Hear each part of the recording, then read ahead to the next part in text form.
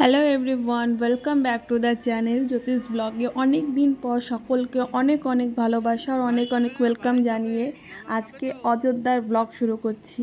তো অযোধ্যায় তো গিয়েছি অনেক দিন আগে, কিন্তু ব্লগটা আমার এডিট করা হয়নি বলে পোস্ট করতে একটু দেরি হচ্ছে। তো যাই হোক, অত কথা না বলে চলো আজকে ব্লগটা শুরু করছি। আর প্রথমেই তোমরা দেখতে পাচ্ছ যে আমরা স্টেশনে বসে রয়েছি সবাই, আর এটা হচ্ছে হাওড়া স্টেশন। এখন আমি দেখো সবাইকে ছোলা সার্ভ করছি, আর এখন বেজে গেছে ওই 7:30টার মতন। আমাদের ট্রেন হচ্ছে হলো 8:30 সময় ছিল, তো আর 1 ঘন্টা হাতে আছে। তো তাড়াতাড়ি করে সবাইকে একটুখানি ছোলা দিচ্ছিলাম খাবার। আর এখানে আমি কি ফোন নিয়ে বকবক করছি আমি নিজেও জানি না। তো এই যে সবাই দেখো হাই হ্যালো বলছে। তো যাই হোক, এখন আর ট্রেনে কিছুই দেখাতে পারিনি, কারণ ট্রেনে ভিডিও করতে পারিনি, সবাই টায়ার্ড থাকে, আর কি ভিডিও বা করব। তো আমরা এই যে পরের দিনকে অযোধ্যা স্টেশনে নেমে গেছি, আর এটা হচ্ছে অযোধ্যা ধাম স্টেশন। স্টেশনটা তো খুবই সুন্দর, অপূর্ব। আর আমরা নেমেছি হচ্ছে বিকেলবেলা নাগাদ। আর নামতে গিয়ে একটা সমস্যা হয়ে গেছে, একটা না একটা বড়ই সমস্যা মানে বললে হয়, একটা দুর্ঘটনা হয়ে গেছে আমাদের সাথে। সেটা হচ্ছে হলো একজনের পায়ে মানে খুব জোরে আঘাত লেগেছে আমাদের মধ্যে একজনের। আর তাকে মানে কি বলবো, মানে হসপিটালে নিয়ে যেতে হয়েছে। তার পায়ের থেকে প্রচণ্ড পরিমাণে রক্ত বেরোচ্ছিল। তো যাই হোক, সে কথা আর বলছি না। স্টেশনের বাইরে এসে দেখো চারিদিকে কি অবস্থা। যেহেতু কুম্ভের মেলা শুরু হয়েছে, কুম্ভের স্নান শুরু হয়েছে, তো সবাই কুম্ভ তো যাচ্ছেই, সঙ্গে এখানেও আসছে অযোধ্যা ধামে।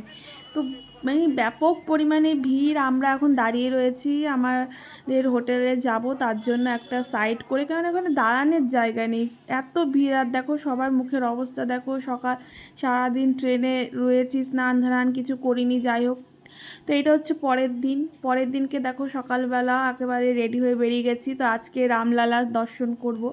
তো এখন ওই 6:30 7:45 বাজে। সবাই ফ্রেশ ট্রেশ হয়ে স্নান টান করে রেডি হয়ে বেরিয়ে গেছে। আর এই যে দেখো আমরা রয়েছে একদম কনক ভবনের পাশে।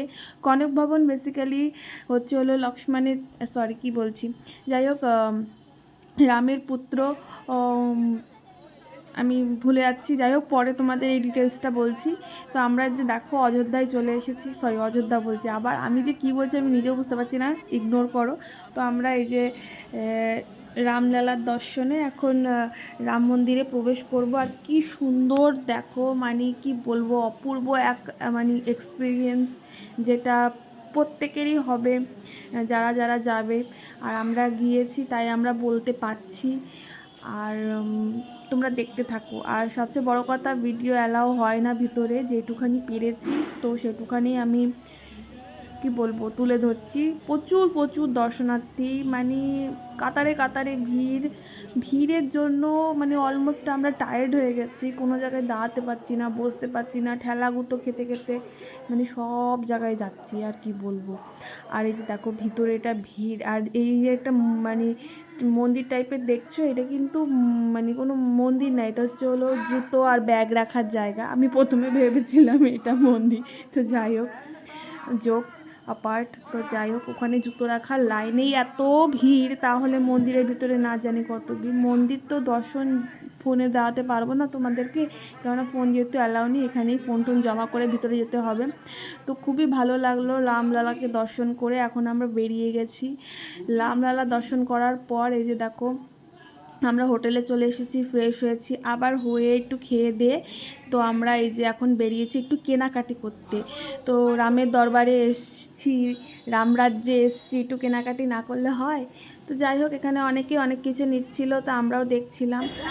টাকার পরে আবার হোটেলে গিয়েছি, হোটেলে हम গিয়ে ফ্রেশ अभी ট্রেশ कनक হয়ে भवन में এখন हैं। বিকালে बेरिয়েছি। এখন আমার भाई কিছু বলছে, তো रामचंद्र তোমরা जी শোনো। का पुत्र महाराज लव जी ने ये महल बनाया था, स्थापन किया था।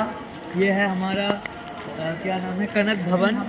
यहाँ पर उस तरफ दिख रहा है कनक भवनेश्वर महादेव जी का मंदिर, और उस तरफ है कनक भवनेश्वर महादेव का मंदिर, और ये है कनक भवन का एंट्रेंस।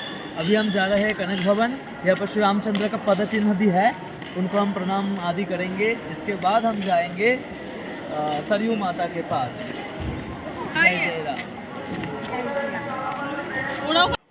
তো যাই হোক, ওখানে তো সবাই সেলফি টেলফি তুলতে লেগে গেছে। আর এই যে হচ্ছে কনক ভবন, ঠিক আছে। তো এটা হচ্ছে রামের পুত্র বানিয়েছিল তার মাতা পিতার জন্য, মানে রাম আর সীতার জন্য বানিয়েছিল। এই মুহূর্তে রামের পুত্রের নাম আমি ভুলে গেছি, আমার ঠিক মনে পড়ছে না। আর এই যে ভিতরটা, কনক মহলের ভিতরটা খুবই সুন্দর। আমি যাইনি, আমি ছেলেকে নিয়ে বাইরে বসেছিলাম। এটা আমার, তোমাদের দাদা, আমার হাজব্যান্ড ভিডিওটা করেছিল। তো ভিডিওটা অনেক লেন্দি হয়ে যাবে বলে আমি একটুখানি ফাস্ট ফরওয়ার্ডে দিয়ে দিয়েছি, কারণ আমি একটা ব্লগের মধ্যেই পুরোটা মানে দিতে চাই, যাতে তোমরা, মানে আমরা যেহেতু ছিলামই মধ্যিখানে একদিন, তো আমার ব্লগে পার্ট পার্ট করে দেওয়ার অতটা ইচ্ছা ছিল না বলে একটা ব্লগের মধ্যে আমি সব কিছু দিয়েছি। তো একটু ফাস্ট ফরওয়ার্ডে আমি দিয়েছি, তোমরা পারলে একটু স্লো করেও দেখে নিও। তো এই যে কনক ভবনের ভিতরটা। আর এখন গেছে হলো রাজা দশরথের দরবারে, যেখানে রাজা দশরথ রামের পিতা, আমি যদি ভুল বলে থাকি আমাকে ক্ষমা করবেন, তো ওখানে শাসন কার্য চালাতো। এখানে সব মানে শাস্তি হতো, যার যার শাস্তি বিচার সবাই যেটা বলে মেবি, তো সেটাই সেই জায়গায় গিয়েছিলাম। তো অনেক ওখানে সাইট সিন আছে, সাইট স্পটস আছে, সব কিছু ঘোরা যায় না একদিনে। তাও আমরা অনেকটাই কভার করেছি, কিন্তু একটা দুটো বাদ চলেই যায়। তো যাই হোক, এই যে হনুমানজির দর্শনও হয়ে গেছে। ভিতরটা খুবই সুন্দর। আর এই যে দেখো, এখানেই কি বলবো, বিচার সভা বসতো, যেটা সবাই বলছে সেটাই আমি তোমাদের শেয়ার করছি। তো খুবই ভালো লেগেছে। আর এখানেও মানে ফাস্ট ফরওয়ার্ডে দিয়ে দিয়েছি, তোমরা একটুখানি অ্যাডজাস্ট করে দেখে নিও। তো খুবই ভালো লাগছে। আর সবচেয়ে বড় কথা হলো কোনো জায়গায় গিয়ে প্রসাদ চড়ানো যায় না। আমি অযোধ্যায় গেলাম, অযোধ্যা বলতে রাম মন্দিরে তো প্রসাদ অ্যালাউ নেই, ঠিক আছে। আর বাকি সব জায়গায় প্রসাদ আছে, কিছু কিছু জায়গায় প্রসাদ অ্যালাউ আছে, কিছু কিছু জায়গায় প্রসাদ অ্যালাউ নেই। তো পুজো দেওয়ার ব্যাপারটা ওঠেই না, তাই বলে সব জায়গায় পুজো দেওয়া হয়নি। পুজো দিয়েছি হনুমান মন্দিরে, সেটা আমি পরে দেখাচ্ছি। আর এই যে দেখো, এখন এসছি সরায়ু নদীতে। এটা সরজ নদী না সরায়ু নদী আমি ঠিক বলতে পারছি না। আর এটা হলো বলতে গেলে এটা একটা পার্ট করে দিয়েছে স্নান করার জন্য, মানে নদী থেকেই একটা মানে নদীর ভাগ বলে না, শাখা দিয়ে দিয়েছে বাঁধানো, যাতে মানুষ স্নান করতে কোনো অসুবিধা না হয়। তো খুবই সুন্দর জায়গা। আর এই যে দেখো, এই যে সরজু নদী, এখানে তো মানে অন্ধকারে কিছু তোমাদের দেখাতে পাচ্ছি না, যেটুখানি দেখাতে পাচ্ছি সেটুখানি। এখানে অনেক মানে তীর্থযাত্রী স্নান করছে, এখনও পর্যন্ত দিয়া ভাসাচ্ছে, তো আমি একটু দিয়া ভাসালাম। আর এগুলো হলো সরজু নদীর পাশে সব সুন্দর সুন্দর মানে স্ট্যাচু করেছে, সেইগুলোরই সুন্দর সুন্দর করছে। এখনও কাজ প্রচুর চলছে, আর আরও চলবে। অযোধ্যা ধামেরও কাজ প্রচুর, মানে অযোধ্যা মন্দিরেরও কাজ এখনও চলছে। আর এই যে দেখো, আমি একটুখানি সূর্য নদীতে আমি একটুখানি আরতি করছি। তো যাই হোক, একটু মনোকামনা করে একটুখানি আরতি করে দিয়া ভাসিয়ে দিলাম। আর প্রত্যেকের জন্য মানে কি বলবো, শুভকামনা রইল, সবাই ভালো থেকো, সুস্থ থেকো, এটাই বলেই আমি এই দিয়াটা ভাসিয়েছিলাম। আর নিজের কিছু উইশ ছিল, সেগুলো প্রার্থনা সব কিছু ভগবানকে জানিয়ে প্রদীপটা ভাসিয়ে দিলাম। আর এটা হলো সরজু নদী, এটা মেন নদী। আর ওটা যেটা ছিল সেটা হলো সাইডের নদীটা। সাইডের বলতে কি, ওটা একটা শাখা ভাগ করে দিয়েছে, খুবই সুন্দর, মানে সেইখানে মানুষ স্নান করতে পারবে। আমি তোমাদের দেখানো হয়নি যে ওই জায়গাটা এত সুন্দর যে তুমি মধ্যিখানে চলে যাবে ওই মানে নদীটার, কিন্তু তুমি ডুববে না, কেননা ওটা এত সুন্দরভাবে বাঁধিয়েছে। যাই হোক, ওটা আমি দেখাতে পারিনি। আর এই যে দেখো, আমি প্রদীপ ভাসিয়ে দিয়েছি, এখন আমরা চলে যাব হোটেলের উদ্দেশ্যে। তো হোটেলে চলে যাব তার আগে এই যে এটার কথাই বলছিলাম, এই যে এখানে মানুষ স্নান করার জন্য বাঁধিয়ে দিচ্ছে। এই জায়গার মধ্যিখানে চলে গেলেও না কোনো সমস্যা নেই, কেউ ডুববে না। ওই যে দেখতে পাচ্ছ সবাই স্নান করছে।